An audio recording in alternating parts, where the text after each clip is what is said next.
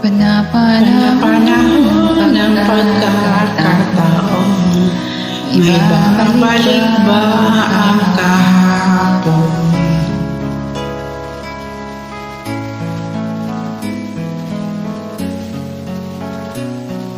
Natatandaan mo pa ba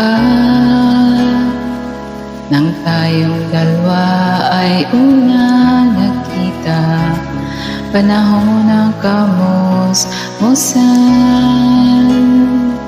sa piling ng mga bulaklak at halaman, doon tayo'y nagsimula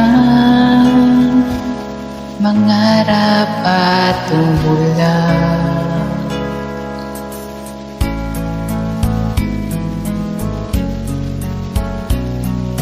Natatandaan mo pa